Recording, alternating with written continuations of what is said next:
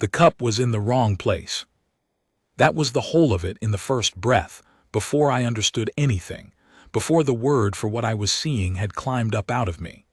A silver cup, the little one with the running hair engraved on its side, sat 2 hand-widths to the left of where it had stood a moment before. I had watched that cup carried into the nursery on a lacquer tray every evening for the better part of 2 years, and in all that time it had lived in the same square of candlelight on the same corner of the same low table, beside the same blue bowl of stewed apple. Habits like that are the alphabet a guardsman learns to read a room by.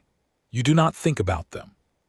You do not even know you are counting until the count comes out wrong, and then the wrongness rings through you like a struck bell, and you are moving before your mind has caught up to your feet. I did not move. Not yet. A guard of the nursery wing who lunges at shadows is a guard who is quietly reassigned to the stables, and a man reassigned to the stables cannot watch over anything at all. So I stood at my post between the 2 carved doorposts, in the red wool and the white gloves, my chin held level and my eyes forward in the way the drill masters beat into us at Ravenmoor until it was no longer a posture but a bone, and I let only my gaze travel, a thing the arrogant never notice, that a soldier can see the whole of a room while appearing to look at nothing in it. The nanny had her back half to me. Her name was Elizabeth, and she had come to the household the winter before last with a sheaf of glowing recommendations and a voice like warm milk itself, and the little princess had taken to her the way children take to anyone who is patient and does not hurry them. She was pouring the evening milk. That was ordinary.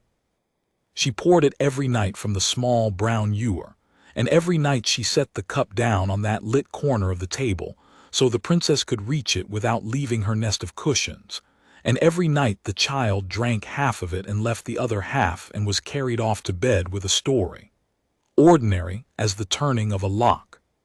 Except that tonight the cup was 2 hand-widths to the left, in the shadow past the candle, where the light did not fall, and Elizabeth's right hand was closed.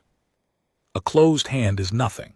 A woman's hand closes 100 times an hour, but a guard is trained to weigh nothings, because the whole craft of the thing is that the danger to a great house almost never announces itself. It does not come through the gate with a drawn blade. It comes in a glowing recommendation and a voice like warm milk, and it moves the cup 2 hand-widths into the dark so that a certain small pale gesture will not be seen. I weighed the closed hand against the moved cup, and the sum of them sat in my chest like a swallowed stone. "Elizabeth," I said. I had not meant to speak. It came out of me flat and quiet, the trained voice, the one that gives away nothing.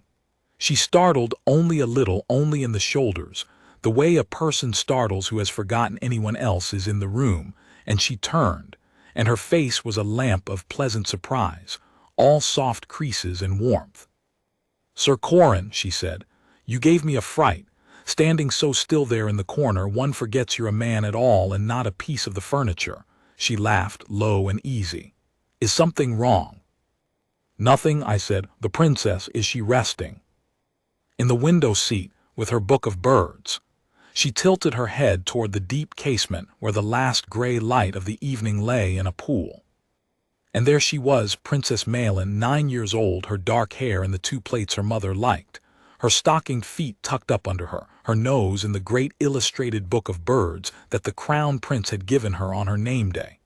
She was mouthing the names of the birds to herself the way she did, sorting them, the herons from the hawks, wholly and blessedly elsewhere. She had not looked up. She had not seen her nanny move the cup. I looked back at Elizabeth, and I let a small silence sit between us, the kind of silence that a guilty person feels obliged to fill and an innocent one does not even notice. She did not fill it. She smiled at me and waited, patient, warm, and that patience was itself a kind of answer, though I could not yet have told you why. "The milk's gone a little cool, I think," I said. "Standing in the shadow like that, shall I ring for it fresh?" For the space of one breath, the warmth in her face went somewhere. It did not fall. It did not crack. It simply stepped back a pace, the way a person steps back from a hearth when the fire flares, and behind it, for that single breath, was something flat and quick and calculating that looked at me and measured me and decided. Then the warmth came forward again and settled over the face like water closing over a dropped stone, and she laughed her low laugh and said, "Oh, she likes it cool, does our princess. Don't trouble the kitchen, Sir Corren, they've enough to do." And she reached for the cup to carry it into the light to bring it to the child. "I'll take it," I said. I was already crossing the room. I want to be exact about what I did and did not know in that moment, because in the days that followed a great many people asked me how I could have been certain, and the honest answer is that I was not certain of anything at all. I did not know what was in the cup, or whether anything was in it, or whether I was a fool 3 steps from ending my own service by manhandling a beloved nurse over a trick of the candlelight. I knew only the count that had come out wrong, and the closed hand, and the one breath in which a warm face had stepped back and measured me. A guardsman does not get to wait for certainty.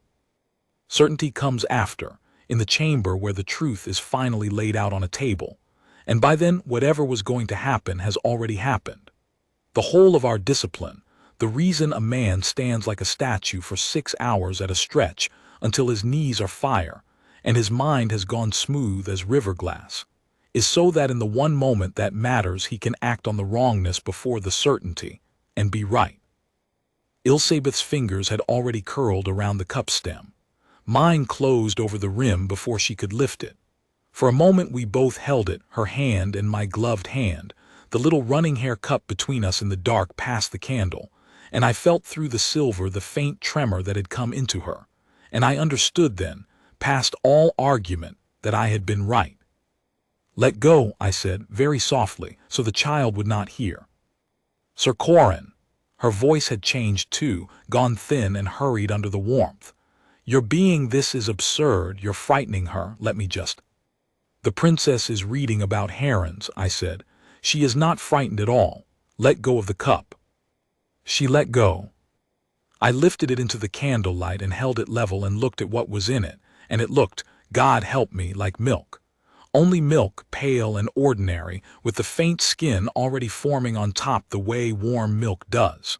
For one lurching moment the whole floor of my certainty gave way beneath me, and I thought, nothing. It is nothing. You have laid hands on the princess's nurse over nothing, and you will spend the rest of your life at the stables mucking the stalls of horses that will pity you. And then I tilted the cup a half-inch, and the candlelight slid across the surface, and there, settled to the bottom, half dissolved, a faint chalky cloud that a child would never taste through the sweetness of warm milk, was a fine pale sediment that has no business in any cup a child is ever handed. I did not say a word. I set the cup down in the very center of the lit table, where the whole room could see it, and I turned to the door, and I called for the corporal of the watch in the voice we are taught to use exactly once in a career, the one that carries through stone and brings men running with their hands already on their hilts. Behind me, very small from the window seat, a voice said, "Sir Corren, is it a bird?" Maelin had looked up at last. The great book was open across her knees to a plate of a gray heron standing in reeds, and she was looking at me with her mother's dark eyes and her mother's tilt of the head, curious, unafraid, wondering only whether all this sudden movement might be some new bird come to the window. I have stood at the shoulder of kings.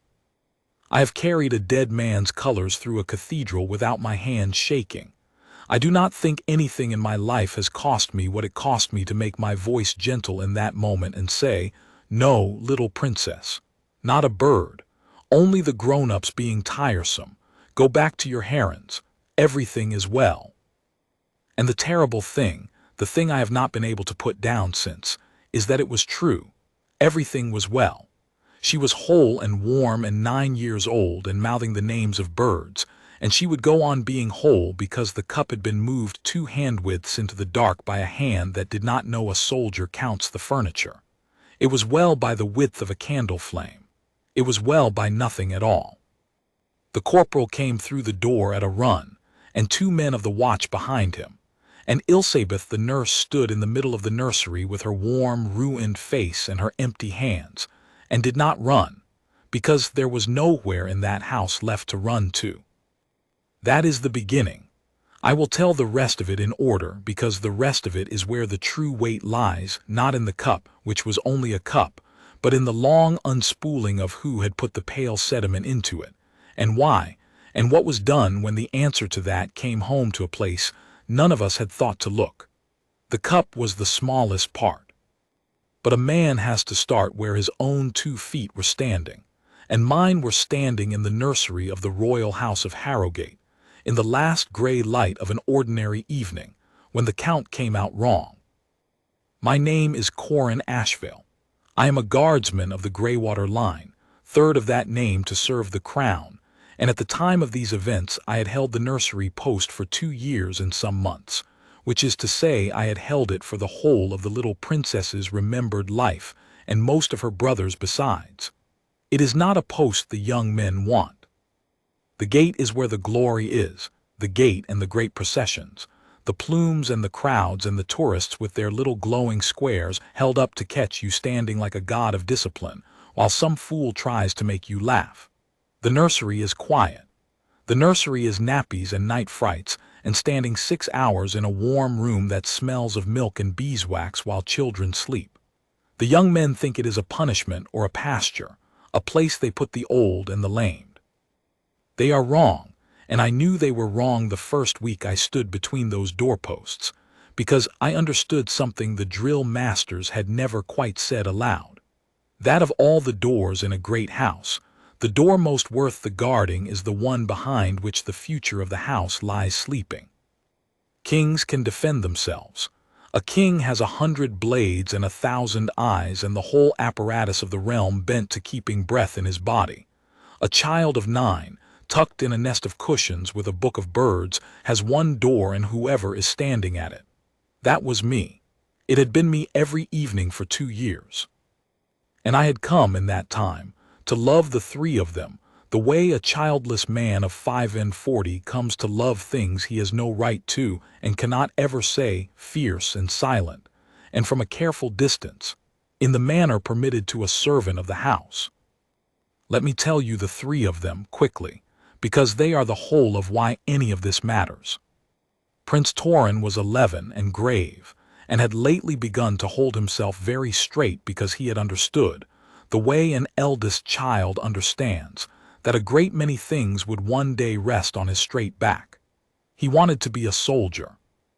He asked me endless questions about the drills at Ravenmoor and the proper care of a blade, and whether it was true that a guardsman must not laugh, and I answered every one of them with the flat seriousness he craved, because a boy who is trying to build himself into a man deserves to be taken seriously by the men he is building himself toward.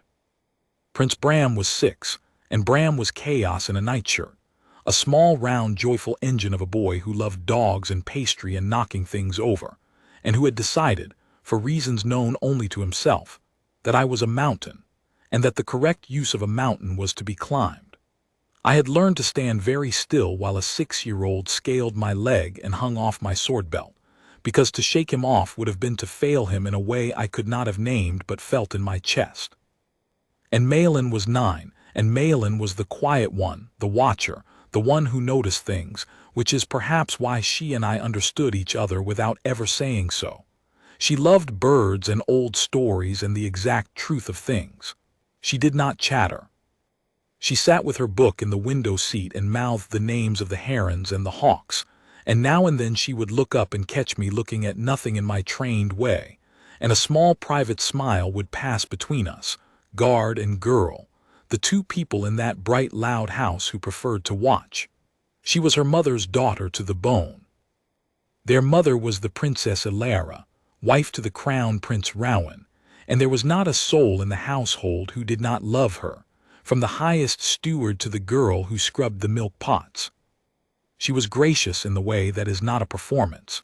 She knew the names of the servants' children and asked after their fevers, and she curtsied to the old dowager cousins with a straightness of spine that made grown lords stand taller to watch it. The people beyond the walls loved her too. which is a rarer thing than the loving of a queen inside her own gates, and it is worth your holding on to, because the loving of the Princess Alara by the people is a thread that runs all the way through to the end of this. And over the whole of us, aging and honorable and half-blind in the way that honorable men go blind, was the king. Alaric had reigned longer than most of us had been alive. He had buried one wife, the Queen Isolde, mother of the crown prince, dead these dozen years and beloved past all telling, and he had married a second, and it is with that second marriage that the shadow enters this house. I will come to her. I will have to come to her because she is the root of it, and a man cannot tell the story of the cup without telling the story of the hand that reached in the end, all the way down into the nursery to move it into the dark. But I will come to her in her place. For now, know only that the king was good and slow to see wrong in those near him, and that a good king who is slow to see wrong is a door of a different kind, and not everyone who came through it wished the children well. That is the house. 3 children, a beloved mother, an aging king, a dead queen still loved, and a shadow I have not yet named. And me between the doorposts in the red wool and the white gloves, counting the furniture. Now I will go back to the nursery, to the cup on the lit table and the corporal at the door and the nurse with the empty hands, and tell you what came next. The corporal's name was Denby, a stocky, reliable man of the Ravenmoor draft, and he came through the door with his hand on his hilt, and his eyes already sweeping the room the way we are taught, corner to corner, threat to child to exit, before they settled on me. I stood between him and the window seat with the cup in the center of the lit table like a thing on trial, and I said, low and even, the words we use so that no order is ever mistaken. No blades, no noise. The princess is well and is to stay that way. Post a man at each door and send a runner for Lady Verana's no. I stopped myself. I had nearly said the wrong name out of the habit of the house, and I want you to mark that I stopped, because the habit of the house was exactly the thing that had nearly killed a child that evening. Send a runner for the Princess Alara, her mother, and no one else until I say, and bring the physician not to the child, she is not to be touched or troubled, but to look at what is in this cup. Denby was a good soldier. He did not ask why. He set his men and sent his runners, and he did it all in the soft-footed hush of a wing where children sleep, and within the space of a few minutes the nursery had become, without one raised voice or one drawn blade, a sealed room. Ilsabeth, the nurse, stood in the middle of it. She had not moved. She had not spoken since she let go of the cup. She stood with her warm, ruined face and watched me with those flat, quick eyes that had come forward from behind the warmth, and I understood that the woman who had cooed the children to sleep for 2 winters had never truly been in that room at all, that there had only ever been this one, the watcher behind the warmth, wearing the other like a coat. You should sit, I told her. This will take some while. I'll stand, she said. As you do. And she smiled, and there was something almost admiring in it, one professional to another, that turned my stomach worse than any curse would have. You count the room. I wondered if you did. Some of you do, and some of you are only ornaments. I hoped you were an ornament. She said it lightly, conversationally, as though we were 2 travelers comparing roads. The cup was a finger's breadth. I moved it a finger's breadth. 2 hand widths, I said. Was it? Her smile thinned. Then I moved it 2 hand widths, and you counted, and here we are. She glanced at the window seat, where Maelin had, thank every quiet god, gone back to her book of birds, satisfied by my word that everything was well, humming very faintly to herself over a plate of some long-legged waiting thing. Ilsabeth looked at the child for a moment with an expression I could not read and did not want to, and then she looked back at me, and the lightness was gone. You think you've saved her, she said. You've saved this cup. There's a difference, guardsman, and you'll learn it before this is done. I did not answer her. It is one of the first things they teach you at the nursery post that they do not teach you at the gate, that at the gate, the danger wants to move you and silence defeats it. But in the nursery, the danger sometimes wants to make you talk, wants to fill your ears with dread and turn your eyes from the door, and their too silence is the discipline. So I gave her nothing. I stood with the cup between us, and I waited for the child's mother, and I let Ilsabeth's words go into the air and die there. But I will not pretend they died in me. There's a difference, and you'll learn it before this is done. She had said it as a threat, and it landed as one, because she was right that I did not yet understand the shape of the thing I had stumbled into. I had thought in the first minutes, standing there, that I had caught a wicked servant at a wicked act, and that the whole of it began and ended with her, and that once she was taken away the nursery would be safe again as it had been before. I was a fool. The nurse was a hand. A hand is moved by an arm, and the arm by a shoulder, and I had not yet let myself follow that plain and dreadful anatomy up to the place where it led, because the place where it led was a place a guardsman of the Greywater line does not let his mind go without a warrant sealed in wax. The Princess Ilara came through the door in her house robe with her hair loose, having plainly been called from her own quiet evening, and the first thing she did, the thing that told me everything about why the people beyond the walls loved her, was that she did not run to the cup, and she did not seize the nurse, and she did not cry out. She looked at me, one long question, and she read in my face that the danger was past, and only then did she cross the room quick and light to the window seat and gather her daughter to her, book of birds and all, and hold her and say into her hair, "There you are, my heron. There you are." Maelin, 9 and unfrightened and half annoyed at being interrupted, said, "Mother, you're squashing the reeds."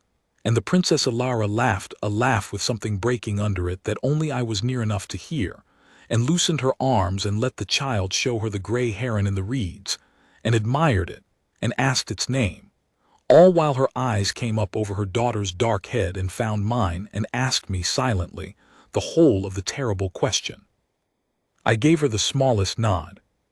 Later the nod said, "Not here, not in front of her." She understood. She was, after all, a watcher's mother. She kissed her daughter's plaited hair and said, "Come, little heron, you'll finish your birds in the blue room tonight. There's a good fire there, and I'll read you the one about the man who could speak to swans." And Maelin, delighted by any change that involved swans and a fire, went with her without a backward glance, past the sealed door and the soft-footed men of the watch, out of the nursery and out, for the moment of danger. As she passed me she reached up without slowing and patted my gloved hand twice, the way she did our small private thing, and said, "Good night, Sir Corren, thank you for guarding the herons," and was gone down the corridor in her mother's arms. I have guarded the crown through cannon fire. That was harder. When the door had closed behind them, the room changed. Ilara had left one of her women, a steady gray-haired attendant named Coombe, to sit with the physician over the cup, and the princess herself would return within the hour once her daughter was asleep and safe with 2 guards on the blue room door. But for that hour, the nursery was mine, and the corporals and the physicians, and the nurses, and it was in that hour that the first thread came loose. The physician was a lean, quiet man called Master Havard, who had served the house long enough to know when to keep his mouth shut. He looked into the cup in the candlelight, and he tilted it as I had tilted it, and his face went very still. He did not touch the milk. He took a clean glass rod from his case and dipped it and drew up a bead of the sediment and turned it in the light, and he smelled it, at a careful distance, and his stillness deepened. "Well," I said. "Not poison," he said. "Not in the way you mean it, not a thing meant to kill." He set the cup down with the care of a man handling something that had already done harm. "This is a sleeping draught, a strong one and finely ground, meant to dissolve without taste in something sweet and warm. Given to a grown man in a full dose it would put him under for the better part of a day. Given to a child of 9. He stopped. He was choosing his words the way Ilara had chosen not to run. Given to a child of 9, this much, night after night, would not kill her quickly. It would make her sleep and sleep more and wake heavy and slow and unwell, and slide down into a stupor that the household would take for an illness, a wasting, a fading. A little princess grown mysteriously sickly, dropping away by degrees, with no wound to point to and no fever to name. The physicians called in would find nothing, because there would be nothing to find but a child who sleeps and cannot be roused and grows thin and slips further from us every week. He looked up at me, and his quiet had gone cold. It would look like a mercy of heaven when at last she did not wake, and no one would ever have thought to blame the milk. The room was very quiet, the candle guttered. "How long?" I said. My voice did not sound like mine. "How long has it been in the milk?" "That I cannot tell you from a cup," said Havard. "But I can tell you this much: the princess has been well. I have seen her within the month. She was bright and quick in climbing the window seat. If this had been her milk for weeks, I would have seen a change in her, and I saw none. So either this was the first cup," his eyes went to the nurse, standing silent by the wall, "or it was very near the first. We have not lost weeks. We have lost, perhaps, days. Perhaps this very night was to be the beginning of it." I turned and looked at Elizabeth. She looked back at me with her flat, calm face, and she did not deny it, and she did not confess it, and that the calm was the thing that finally let my mind go up the arm to the shoulder, because no servant plots the slow fading of a princess out of her own small malice. There is no profit in it for a nurse. A nurse who wished a child ill could simply have been cruel and vanished. This was not cruelty. This was strategy. This was a patient, finely ground, long campaign to make a bright child fade like a candle burning down, so that when she was gone the house would grieve an illness and bury a mystery and never once look for a hand. And a strategy like that is not built by the person holding the cup. It is built by the person who profits when the child is gone. And I stood in the sealed nursery in the guttering light, and I made myself, at last, ask the question a guardsman does not let himself ask without a warrant: who profits when the little princess fades? The answer was so plain and so terrible and so far above my station that I understood in the same instant why the nurse had smiled and said, "There's a difference, and you'll learn it before this is done." Catching the hand was the easy part. The hand was in the room. But the hand would say nothing, and the arm would deny everything, and between the sediment in a cup and the shoulder that had willed it there lay a gulf that a guardsman's word alone could never cross. A gulf full of rank and blood, and the aging king's slow, blind love. She had not been threatening the child's life when she said I'd learn the difference. She had been telling me, professional to professional, that I had won the small fight and would lose the large one, because the large one was not fought with counting and quick hands. It was fought in the great chambers, among people who could not be arrested, over a truth that could not be proven, and there a guardsman was nothing but an ornament after all. I looked at the cup, I looked at the nurse's calm face. And I thought, then I will have to prove it. Not the milk is proven, the milk is in the cup. I will have to prove the arm and the shoulder, and I will have to do it so plainly that not even a good king slow to see wrong in those near him can look away. I did not yet know how. But I knew, standing there, that the guarding of that door had just become a larger thing than any post at any gate, and that I was, whether I wished it or not, the only man in the house who had seen the whole of it. The moved cup, the calm confession. That was not a confession, the physician's cold verdict, and that if I stood by my training and my station, and did only what a guardsman is asked to do, the child in the blue room would be safe tonight, and I would have failed her utterly all the same. Because the hand would be taken away, and a new hand would be found, and the campaign would begin again more carefully, and next time there might be no man at the post who counted the furniture. The Princess Alara returned within the hour, as she had said, with her daughter asleep and guarded, and I told her the whole of it in the sealed room in a low voice, the physician's verdict and the anatomy of the thing, the hand and the arm and the shoulder, and I watched a gracious, beloved woman's face turn to stone, and then to something harder than stone, as she followed the plain, dreadful arithmetic up to the same answer I had reached. She did not say the name either. Neither of us said it. But when she had heard the whole of it, she was silent a long moment, and then she said the thing that set the rest of this story in motion. "My husband is 3 days' ride away at the northern muster," she said, "and will not be back before week's end. The king is old and will not hear a word against—" She stopped, as I had stopped at the edge of the name. "The king will not hear it. Not from me, not from you, not from a cup. If we bring this before the court tomorrow as it stands, a nurse and a cup and a guardsman's counting, she will weep and deny and be believed, and my daughter's milk will be poured by a stranger's hand within the month. We cannot move on the shoulder until we can prove the arm." She looked at me, and there was in her face the same thing I had felt in my own chest an hour before, the guardsman's certainty that comes before the proof. "You saw it first, Sir Corren. You counted the room when no one else did. I am going to ask you to count it again larger. I am going to ask you to find me the arm." "My lady," I said, "I am a guardsman of the nursery. I have no warrant to question lords or search chambers or—" "No," she said. "You have not." And she was quiet for a moment, and then she said, "But there is one in this house who can grant such a warrant, and who cannot be swayed by the king's blindness or the shadow's rank, and who owes this family a debt of honor older than any of us." She almost smiled, though there was no joy in it. "She arrives the day after tomorrow, for the king's jubilee, and she has buried more schemers than you have counted cups. I think it is time you were introduced to the Dowager Queen Aldreth."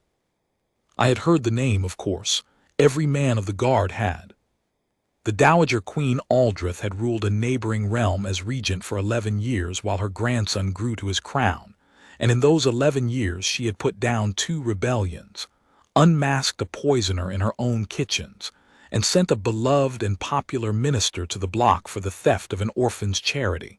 And she had done all of it, so the stories ran, without ever once raising her voice. She was past 70 now, and she had handed her grandson his realm whole and safe and gone into the honorable retirement of a dowager, and she came to Harrogate but rarely, and only for the great occasions. The king's jubilee, the 40th year of his reign, was such an occasion. She had known the late Queen Isolde, had loved her, some said, as a younger sister, and it was in memory of Isolde I would learn that she still watched over Isolde's granddaughter from across a border with an eye a great deal sharper than the aging king's. "She will believe a cup," I said slowly, "where the court will not." "She will believe evidence," said the Princess Alara. "She believes nothing else. She will not take your word or mine or her own affection for these children over the plain proof of a thing. That is exactly why she is the one to bring this to. If you can lay the arm before Aldreth proven, she will act, and there is not a soul in this realm, not the king, not the court, not the shadow herself, who can stand against a proven truth once that woman has taken it in hand. But you must bring her proof. She will thank you for a cup and then ask you coldly for the hand that filled it and the will that moved the hand. You have 2 days to find them. Can you?" "I have 2, I said, which was not the same as yes, and she knew it. And she did not press me, because she was the kind of great lady who understands the difference between a man who promises and a man who means it, and prefers the second. So began the 2 days that I have never told anyone about in full until now, 2 days in which a guardsman of the nursery line, with no warrant and no rank and nothing but a corporal he trusted, and a physician who could keep his mouth shut, went looking for the arm behind the hand, in a house where the arm belonged to people he was sworn to protect. I began with the nurse, because the nurse was the only certain thread I had, and because a hand, questioned rightly, sometimes points at the arm without meaning to. We had lodged Elizabeth in a disused strong-room off the old buttery, comfortable enough but sealed, with 2 of Denby's men on the door and no word of her leaving the wing. For if word ran that the nurse was taken, the shoulder would know within the hour that the campaign was discovered, and would go still, and grow careful, and I would lose the one clumsy fortnight of early days that Master Havard had told me I still had. Secrecy was everything. As far as the great house knew, the little princess had a touch of a cold, and was keeping to the blue room with her mother, and her nurse had been given leave to visit a sick sister. It was a thin story, but a great house believes thin stories about its servants without a second thought, and it held. I went to Elizabeth on the morning of the first day. She was sitting very composed on the cot with her hands folded, and she watched me come in with the same flat calm, and before I had said a word she said, "You've told no one. The house thinks she has a cold. That was well done." She sounded almost approving. "You understand then, good. It saves us both a great deal of tedium." She tilted her head. "You want the name?" "I want the name." "Of course you do." She smiled her thin smile. "And I am not going to give it to you, Sir Corren, and I want to be quite clear about why. Because you're an intelligent man and I'd not insult you with the usual lies. I'm not going to give it to you because there is nothing in this world you can offer me that is worth more than my own life. And if I give you the name, my life is worth nothing to the person who holds it. Do you follow? The moment I speak that name, I am no longer a nurse who erred. I am the one witness to a thing that must have no witnesses, and I will not live out the season. Whereas if I hold my tongue and take the whole weight on my own shoulders, a wicked nurse, a lone madwoman, a jealous servant, whatever tale they care to spin, then I am useful, and a useful thing is kept alive." She spread her folded hands. "So you see, my silence is not loyalty. My silence is the only wall between me and the very fate I was hired to arrange for a little girl. I of all people know how well that fate is arranged. It was, God help me, the most honest thing anyone said to me in those 2 days, and it told me a great deal even as it refused me the name. It told me the arm was powerful enough to kill its own hand to keep a secret. It told me the hand knew it and feared it and was more afraid of the arm than of me. And it told me, in the space between the words, that I would get nothing out of Ilsabeth by threat and nothing by mercy, because she had already run the whole grim sum and knew that her only safety lay in silence. I would have to find the arm another way around her, not through her. "The draught," I said, "finely ground, tasteless, dissolves in something warm and sweet. That is not a thing bought at a market stall nor mixed by a nurse. That came from an apothecary skilled enough to grind it fine and discreet enough to ask no questions. Someone paid that apothecary. Someone carried the draught into this house. Someone put it into your hand." I watched her face. "I don't need you to name the shoulder, Ilsabeth. I only need the little people between you and it, the ones who think they are safe because they are small, the apothecary, the carrier, the one who hired you. Small people talk. Small people keep receipts and letters and little proofs, because small people are always afraid they'll be the ones blamed, and they hold onto their proofs like a drowning man holds a spar." For the first time something moved behind her calm, not fear, calculation. She was weighing whether pointing me at the small people might buy her something, might spread the guilt, might make her one witness among several instead of the lone one who must not survive. I saw the weighing and I let it run, and after a long moment she said, very softly, "There was a woman who came to me. Not from above. A go-between. She wore no livery and gave no name, and she brought the draught in a twist of paper folded like a love letter, and she told me how much and how often, and she paid me an old coin with the crowns filed off so it could not be traced to any purse. She looked at me. She had a burn here." She touched the back of her own left hand. "An old burn, healed white and shiny, the size of a coin. That is all I will give you, and I give you that only because a go-between is no one's kin and no one's secret. And if you take her, it is no loss to me and perhaps some small trouble to those who hired her." She folded her hands again. "Find the woman with the burned hand, guardsman, but find her quickly, because if I have reasoned it out that a go-between is the loose thread, then so have they, and they will be pulling that thread from the other end even now."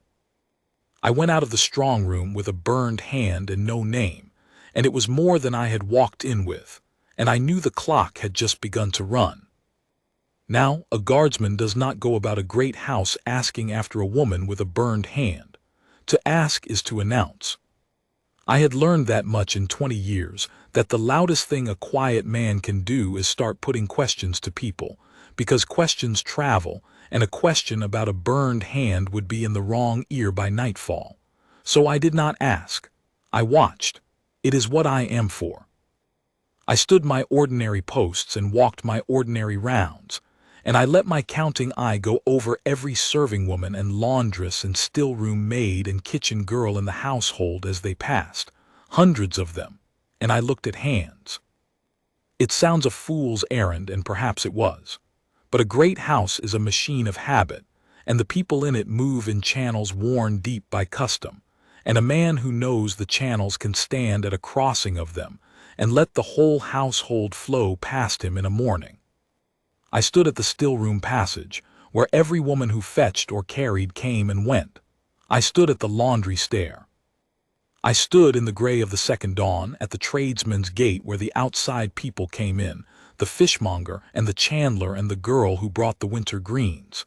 And it was there, at the tradesman's gate, on the morning of the second and last day before the Dowager Queen was to arrive, that I saw a hand with an old white burn on the back of it, the size of a coin, shiny in the gray light, carrying a covered basket in from the town. She was not a servant of the house. That was the first thing. She wore the plain drab of a townswoman, and she came in with the tradespeople, and the gate porter waved her through with the ease of long custom, which meant she came often, which meant she had a reason to come often, and I stood in my sentry stillness and watched where the reason took her. She did not go to the kitchens. She did not go to the still-room. She went up the back stair that the tradespeople are never meant to climb, up into the family wing, with her covered basket, unchallenged, because she carried on her person some token that made the servants of the upper floors stand aside. And she went, by a route I knew as well as my own hand, to the apartments of the queen consort. I did not follow her in. I could not. There are doors in that house a nursery guard does not pass without leave, and passing one uninvited would have ended everything. But I did not need to follow her in. I had followed her far enough. The woman with the burned hand, who had paid a nurse in filed coin to fade a princess by degrees, carried her covered basket up the forbidden stair into the apartments of the queen consort Morwenna, and I stood at the foot of that stair in the gray dawn, and felt the whole terrible anatomy of the thing lock into place. The hand, the arm, the shoulder, and knew, past the last shred of a doubt, the answer I had refused to let myself reach in the nursery 2 nights before. I had best tell you now who she was, the shoulder, because I have put it off as long as the story allows, and you have surely guessed. The queen consort Morwenna was the king's second wife, taken these 6 years, and she had come to Harrogate a widow with 2 grown children of her own, and a great appetite that no amount of feeding ever seemed to fill. She was handsome and cold and clever, and she had made herself, in 6 years, the mistress of the king's aging affections and the manager of 100 small levers of the household. And she wanted, this was known to everyone and admitted by no one, she wanted the crown to pass when the king died, not to the crown Prince Rowan and his line, but somewhere nearer to her own. Her son, Lord Cassius, an entitled grasping man of 30 with his mother's cold eye and none of her cleverness, stood a long, long way from any throne behind Rowan, and behind Rowan's children, Corren and Maelin and Bram, 3 small lives between Cassius and everything his mother wanted for him. And there it was. There was the profit. There was the will behind the finely ground draft and the filed coin and the moved cup. Not malice, arithmetic. 3 children stood between the queen consort's blood and a crown, and a child who fades of a mysterious wasting is a child no one thinks to avenge. And Maelin, bright, watchful, beloved Maelin, was only the first of the 3. The first, that word went through me like cold water. If the plan was to fade the children by degrees, one at a time, a wasting here and a wasting there, spread over years so that no pattern would ever show, then the nursery held not 1 target but 3, and I had been guarding a door behind which sat 3 small lives that a queen had quietly weighed against her son's ambition and found lighter. Corren, grave and straight-backed, who wanted to be a soldier. Bram, chaos in a nightshirt, who climbed me like a mountain. Maelin, who patted my hand twice and thanked me for guarding the herons. 3. And I was one man at one door with 2 days and no warrant. I confess I stood at the foot of that stair for a long moment with a red thing rising in me that had no place in a guardsman, a thing that wanted to go up the forbidden steps and take the queen consort by her cold, clever throat and be damned to my station and my life. It is the thing they drill out of us at Ravenmoor for exactly this reason, because the moment you feel it is the moment you are most useless, most easily undone, most surely walking into the ruin the schemer would choose for you. A guardsman who storms up the stair in a rage is a guardsman dismissed for madness by nightfall, and a dismissed guardsman guards nothing, and the children die on schedule while he rots. I had learned to stand still with a 6-year-old hanging off my sword belt. I made myself stand still now.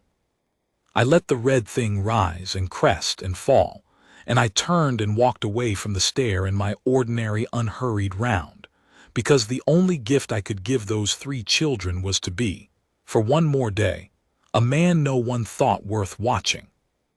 But I had the shape of it now, and I had until the morrow, and I understood at last what the Princess Alara had meant and what the Dowager Queen would ask of me. A cup was a cup. Even a cup and a nurse and a physician's word were, before a court, only a wicked servant and a mystery. Even the woman with the burned hand going up the forbidden stair was, before a court, only a laundress on an errand, and I had no warrant to stop her or search her basket or so much as ask her name.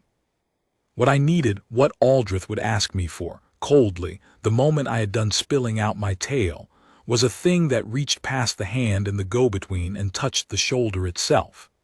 A thing in the queen consort's own hand, or her own household, or her own careless confidence, that could not be laughed off as a servant's madness. I needed to catch the arm reaching.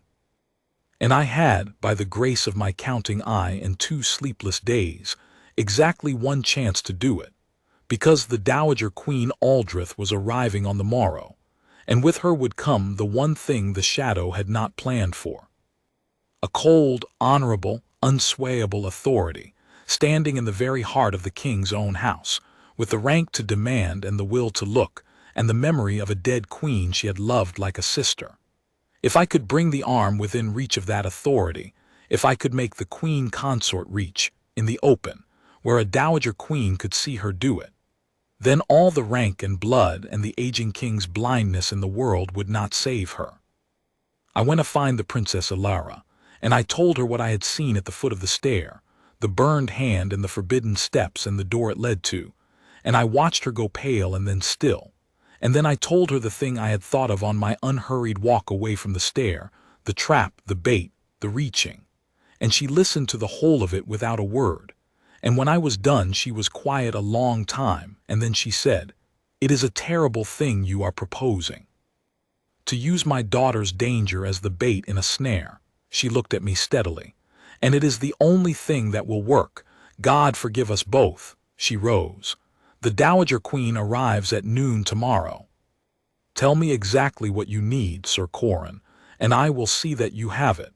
And then may heaven help us if your counting eye has failed you even once." It had not, but I did not sleep that night. I stood my post outside the blue room where the 3 children slept. I had them together now, on a quiet pretext, all 3 under one door and 4 guards I trusted with my life. And I went over the trap in my mind 100 times, every step of it, every way it could fail, every way the arm might refuse to reach. And through the long dark I listened to them breathe, Torren's slow, even soldiers breathing and Bram's little snores and Maelin's quiet. And I made them a promise I had no right to make and no idea whether I could keep, which was that not one of the 3 of them would fade, not by a hair, not by a night, not while I stood at the door and counted the furniture. It was a foolish promise. Guardsmen are told never to make it. I made it anyway in the dark to 3 sleeping children who would never hear it, and I have kept every promise I ever made in my life, but I do not think I ever meant one the way I meant that one. Noon came. The Dowager Queen Aldreth came with it.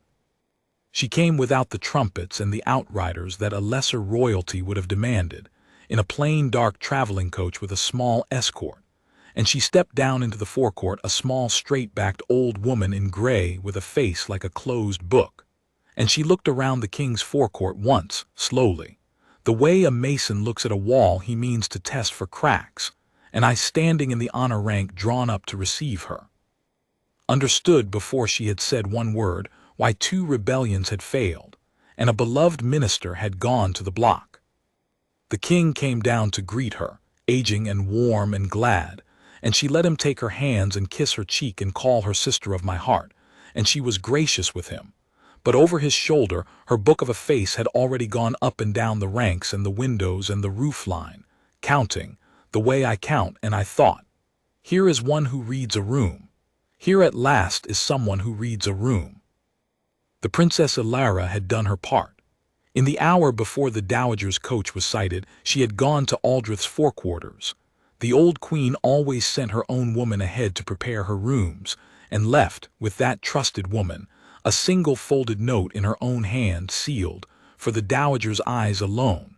I never saw what it said.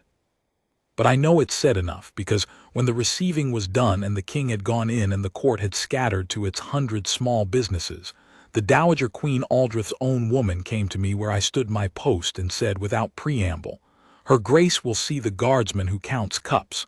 Tonight, after the jubilee supper when the house is loud, come by the servants' stair and speak to no one."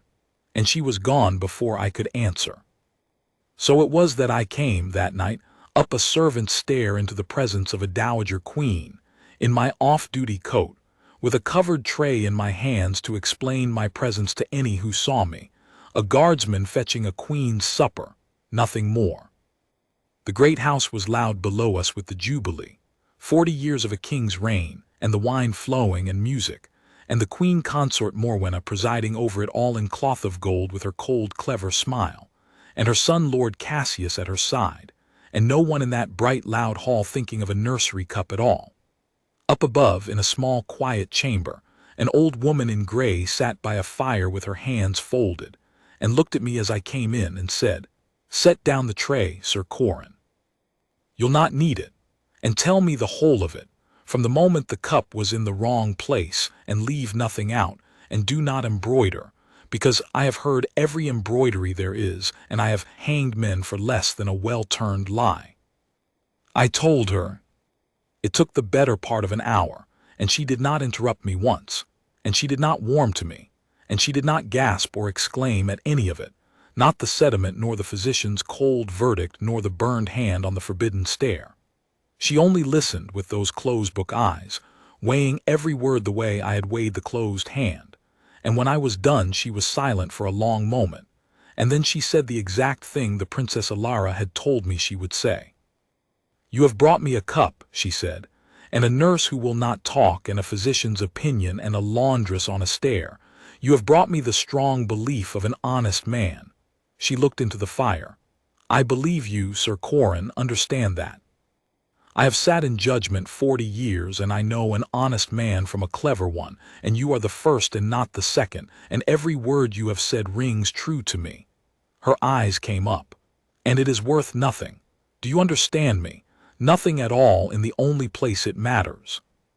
If I go down to that hall tonight and accuse the queen consort of the realm of plotting the murder of a princess on the strength of a moved cup and a guardsman's certainty, she will weep, and the king will rage at me for a poisonous old woman come to sow discord at his jubilee, and by morning I will be in my coach going home, and the nurse will be hanged for a mad woman, and your princess will be dead within the year by a hand I will never catch. Belief is not proof. I did not put down 2 rebellions on belief. Bring me the arm-reaching guardsman. Bring me the shoulder in the act. Then, and only then, stand back and watch what an old woman can do." "My lady," I said, "I have a way to make her reach, but it is a terrible way, and I will not do it without your leave, and I need your authority to do it at all."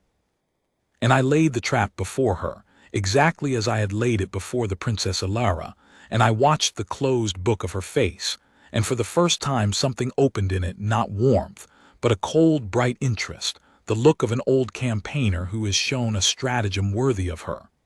When I had done she was quiet, and then she said, "You would let her believe the plan goes forward. You would let her believe the nurse never spoke, the cup was never found, the fading has begun." She nodded slowly. And a schemer who believes her plan is working will reach again, will send the next draft, the next instruction, the next twist of paper up the forbidden stair, because a schemer's greatest weakness is that she cannot leave a working plan alone. Yes, yes, that is how it is done. She looked at me with something that was almost respect. You have the mind for this. It is a waste of you at a nursery door. Then the interest closed away again, and she was all cold command. You shall have my authority, in writing, under my own seal, granting you leave to watch, to follow, and to seize any person or thing that passes between the queen consort's household and the nurse.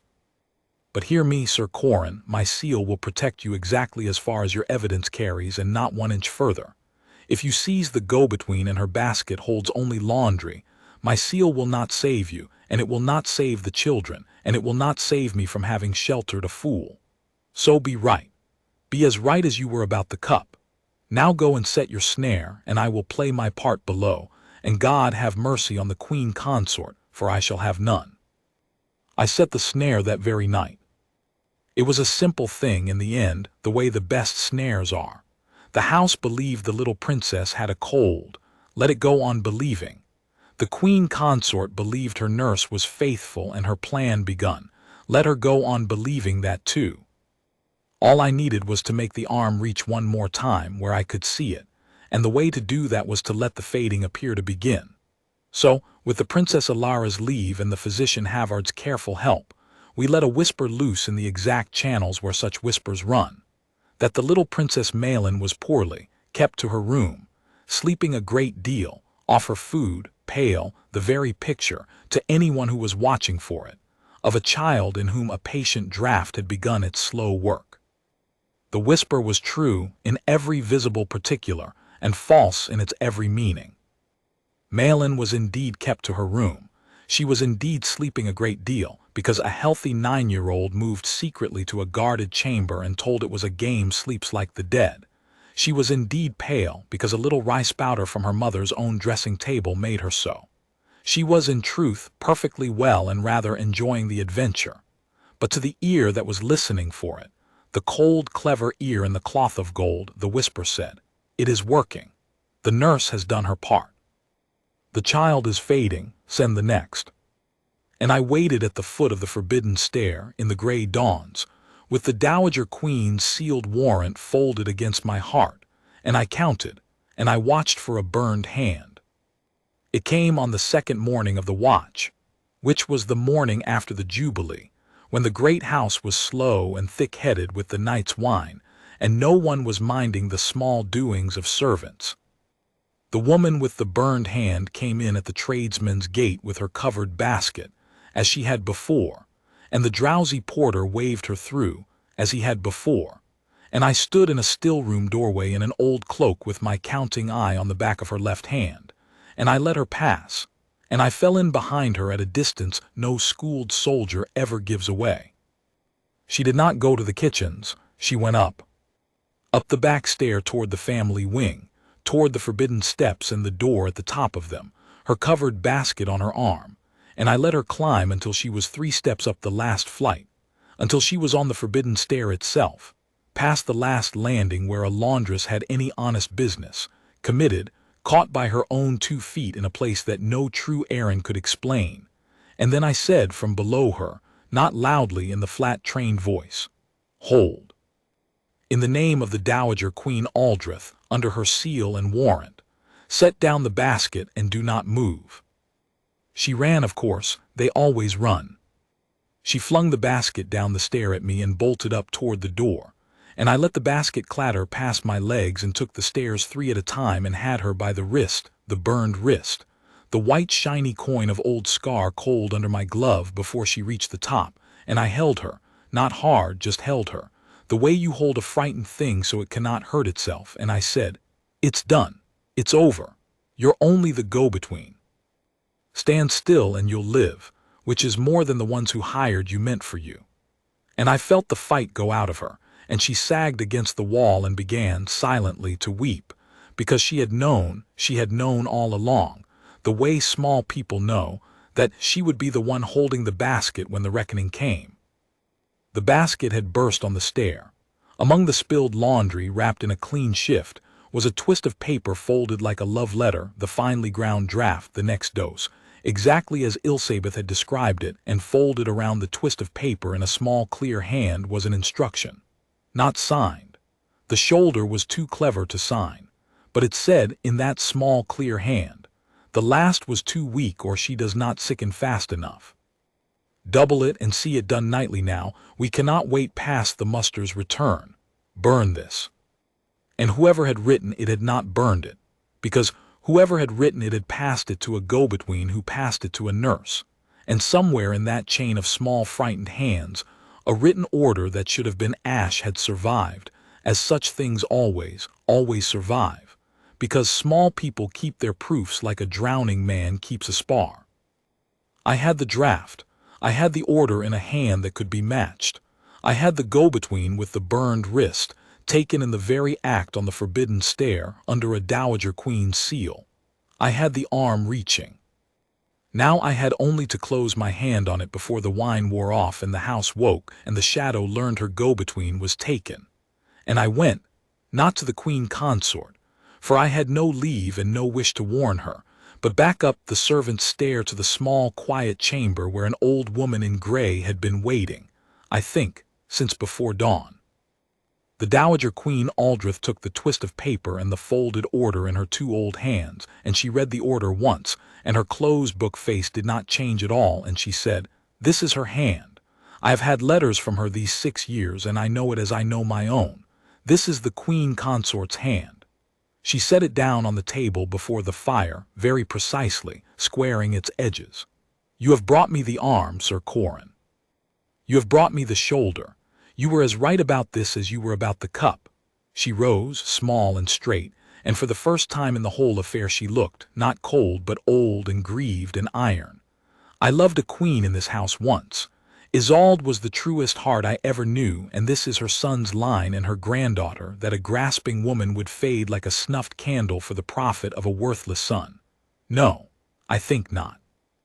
I think this ends today in the open before the whole court, so plainly that not even Alaric in all his good blind kindness can look away." She looked at me. "Fetch the child, the real one, well and pink and rested, in her best dress with her book of birds. And fetch the nurse, and the go-between, and the physician, and my seal, and the Princess Alara. We will hold a jubilee court this afternoon, and the king shall preside, and the queen consort shall stand in her cloth of gold at his side, and I an honored guest, a dowager, a sentimental old woman come for the celebration. I shall ask very sweetly to bless the royal children before I go. And then, Sir Corren, we shall see who is left speechless. I have been present at a great many state occasions. I have never seen anything like what the Dowager Queen Aldreth did that afternoon in the great hall of Harrogate, and I do not expect to see its like again." The court assembled after the Jubilee's second-day feast, the king on his high seat, aging and content, the queen consort Morwenna beside him in her cloth of gold with her cold, clever smile, Lord Cassius lounging near, the lords and ladies of the realm ranged down the long hall, and the Dowager Queen Aldreth in the place of honor as an old and beloved guest. The Crown Prince Rowan had not yet returned from the northern muster. That was the shadow's whole reason for haste, to have the deed done before the children's father rode home, and his absence was, the queen consort surely thought, her safety. She did not know that the Princess Alara stood quiet and pale near the dais with her hands folded, or why. She did not know that 4 guards I trusted stood at the hall's 4 doors.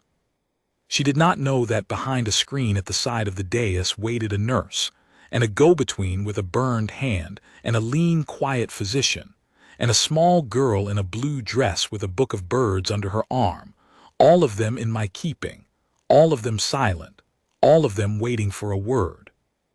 And she did not know, this was the sweetest part and the most terrible, she did not know that at that very hour her own instruction, in her own hand, doubling the dose, lay folded inside the sleeve of a small, straight-backed old woman in gray who was, just then, rising to ask the king a favor. "Alaric," said the Dowager Queen Aldreth, and her voice was warm and old and carried down the whole hall, You have feasted me royally, and I am an old woman and must soon go home to my own cold country. Grant a sentimental old friend one last indulgence before I go. Isolde's grandchildren. I knew their grandmother when she was younger than their mother is now, and loved her, and I have not blessed the children in years. Let me bless them here, before your court, as their grandmother would have wished. Bring me the little Princess Maelin, whom I hear has been so poorly. Let me lay my hands on her and wish her well before I go. The hall warmed to it. It was exactly the sort of gracious, old-fashioned thing a court loves, a dowager queen's blessing on a sick child, a link to the beloved dead Isolde. The king, delighted, spread his hands and said, "Of course, sister of my heart, of course, though the poor child is unwell. They tell me, keeping to her room, fading with some low fever the physicians cannot name." "Then all the more reason," said the Dowager Queen gently, "to bless her while I can. Bring her." And I want you to understand what happened next, because it turned on a single face in that whole great hall. I gave the signal, and from behind the screen at the side of the dais walked out, not a pale, fading child carried limp on a litter, but Princess Maelin, 9 years old, on her own 2 feet, pink and rested and perfectly well in her best blue dress, her dark hair in her 2 plaits, her great book of birds hugged to her chest, blinking a little at the crowd and then finding her mother's face and brightening. Well, whole, blooming, the very opposite of fading. And she walked the length of that hushed hall to the Dowager Queen with the light, bright step of a healthy child, and the whole court cooed and warmed at the pretty sight of her. Every face in that hall softened and glad. Every face but one. The queen consort Morwenna in her cloth of gold, looking at the bright well child who was supposed by now to be sliding into a stupor, whom she had ordered doubled that very morning, went, for one single unguarded breath, the color of ash. It was the same breath, I thought, I who had seen it once before, the same single breath in which the warmth had stepped back from the nurse's face, and something flat and quick had looked out and measured me. Only this was not a servant in a shadowed nursery. This was the queen consort of the realm, in the full light of the great hall, before the whole court and the king and a dowager queen who read rooms. And for that one breath her cold, clever mask fell, and naked shock and naked calculation looked out of her face at a child who would not die, and everyone who was looking at Morwenna in that instant saw it. The Dowager Queen Aldreth was looking at Morwenna in that instant. She had never once, from the moment the child appeared, taken her closed-book eyes off the queen consort's face. She had asked for the blessing not to bless a child but to spring exactly this, to make the shadow look, in the open, at the proof of her own failure, and to be seen looking. And when she had seen what she came to see, the Dowager Queen turned, unhurried, and gathered the well and blooming little princess gently against her side, one old hand on the child's dark plaited hair, and she faced the court, and the warmth went out of her voice like a snuffed lamp. "How strange," said the Dowager Queen Aldreth into the silent hall, "that the child is not fading after all." The king's smile faltered. The court, which a moment before had been cooing, went still with the particular stillness of people who feel the floor shifting and do not yet know why. And the queen consort Morwenna, to her credit as a schemer, mastered her face. The ash color left it. The cold, clever mask came back up over the naked breath the whole hall had seen, and she said smoothly, "We are all glad of it, of course. A child's health is a mercy of heaven. Now perhaps the poor thing should rest. This crowd cannot be good for." "No," said the Dowager Queen, "just that." And the one small word from the old woman who had put down 2 rebellions fell into the hall like a stone into a well, and the queen consort's smooth voice stopped in her throat. "No, she shall not rest, and no, you shall not send her away. She is going to stand here in the light where the whole court can see her, well and whole, while I tell her grandfather Alaric exactly why she is well, and exactly who arranged that she should not be." The Dowager Queen's old hand rested light and steady on Maelin's plaited hair, and the child looked up at her, curious, unafraid, understanding nothing of the war being fought over her bright head. "Alaric." You are the best man I have known and the blindest, and I have loved you for both, and I am about to grieve you, and I am sorry for it. But there is a wrong in your house that your good heart would not let you see, and it has been standing at your side in cloth of gold, and it very nearly faded this child out of the world like a snuffed candle for the profit of a worthless son. The king rose from his high seat. Aldreth, that is my wife you speak of. At my jubilee, have a care. I have every care, said the Dowager Queen, and she did not raise her voice, and she drew from her sleeve a twist of paper and a folded order, and she held them up so the whole hall could see. This is a sleeping draught, ground fine and tasteless, meant to be given to a child in warm milk night after night until she faded of a wasting no physician could name. And this, she unfolded the order and held it high, is the instruction to double that dose and see it done nightly, that the deed might be finished before the crown prince rides home from the muster. It is unsigned, but it is in a hand this court will know, for it is the hand of the queen consort Morwenna, and I have had 6 years of her letters, and I will swear to it on Isolde's grave, and there are a dozen stewards in this hall who have taken her written orders and will swear to it too. She lowered the paper. It was carried by a woman with a burned hand, taken this very morning on the private stair to the queen consort's own apartments, in the act, under my seal, by a guardsman of the nursery who counted a cup 2 hand-widths out of its place, and would not let it lie. The nurse who was to pour the milk is taken, the go-between is taken, the physician has named the draught, and the child, her hand moved on the plaited hair, the child is well and alive and blooming, because one man at one door refused to be an ornament. Now, Alaric, look at your wife's face as I looked at it when the child walked in and tell me what you see. And the king looked, the whole court looked, and the queen consort Morwenna stood in her cloth of gold with every eye in the realm upon her, and she had no smooth word left, because there was no smooth word for a written order in her own hand held up beside a child who would not die, and the mask that the whole hall had already seen fall once would not stay up a second time under the weight of all that looking. She did not weep prettily as she had planned to. She did not deny.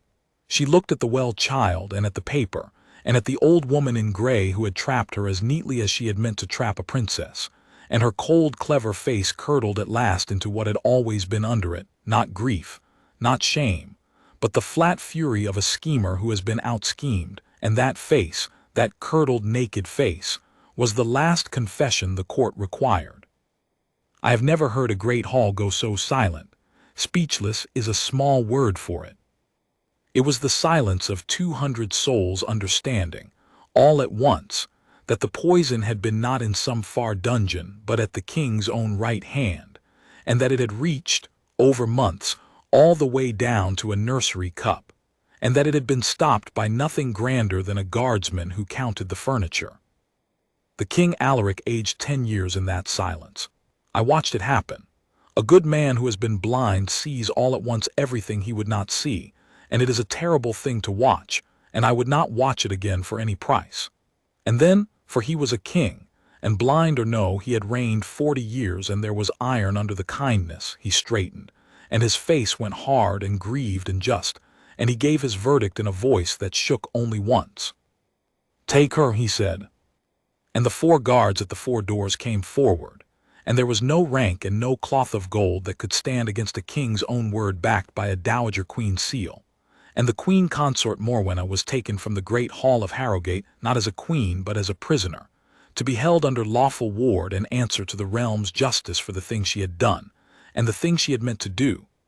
And her son Lord Cassius, who went white and stammering and swore he had known nothing, was taken too, to answer what part he had known, for a man who stands to gain a crown by 3 small deaths does not get to say he never wondered how.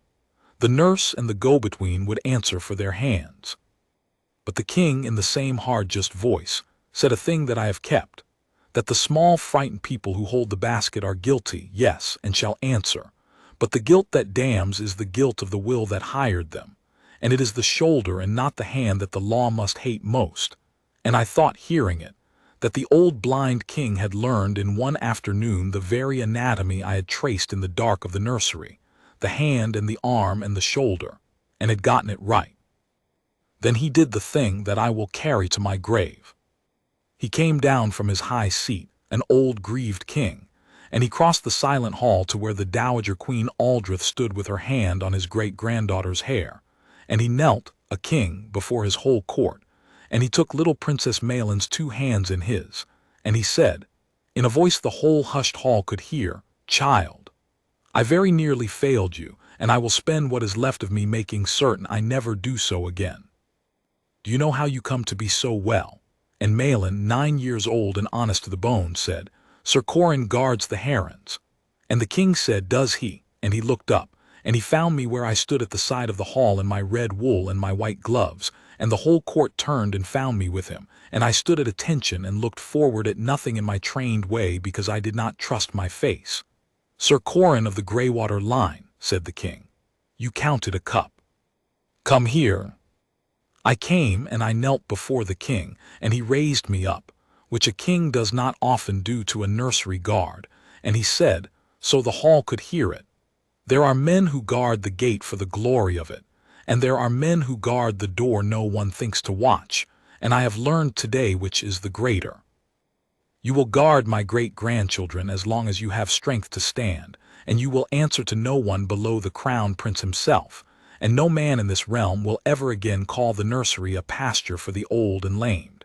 And when you are too old to stand your post, you will sit in it and teach the young men to count the furniture." He gripped my shoulder. "The realm owes you 3 lives it will never fully know it owes. I know it. That will have to be enough." It was enough. It was more than enough. A guardsman does not do the thing for the thanks, and the deepest thanks I got that day was not the king's word or the honor or the new commission.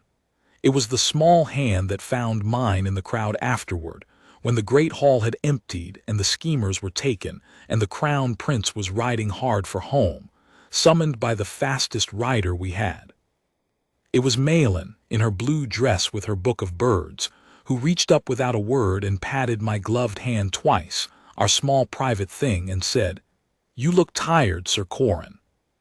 "A little, princess," I said. "Was it a bird after all?" she asked. "In the nursery that night when you called the men. You said it wasn't a bird, but I thought maybe you didn't want to frighten me." I looked down at her, well and whole and 9 years old, who would grow up now, who would have all her years because a cup had been 2 hand-widths out of its place, and a tired man had counted the room. And I thought of the Dowager Queen's cold seal and the king's grieved justice, and the naked curdled face of a queen consort who would fade no more children. And I thought that the whole vast machine of the realm's honor had been set in motion, in the end, by the smallest thing in the world, a habit of counting, in a warm room that smelled of milk and beeswax, at the one door most worth the guarding. "No little heron," I said. "Not a bird, something that was in the wrong place, and now it isn't. Now everything is where it should be." And I meant it as I have meant few things, because for once, and by no more than the width of a candle flame, it was true.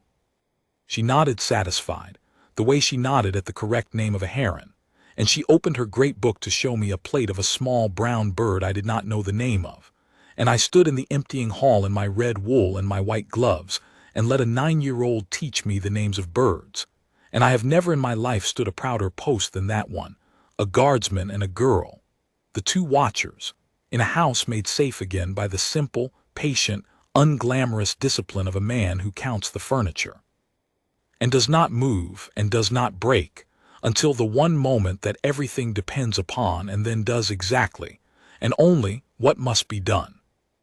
That is the whole of it. The cup was the smallest part. But a great house, in the end, is guarded not at the gate where the glory is, but at the quiet door where its future lies sleeping, and I was there, and I counted, and the count came out wrong, and a child lived. If there is a better thing for a man to have done with his years, I have not heard of it, and I do not expect to.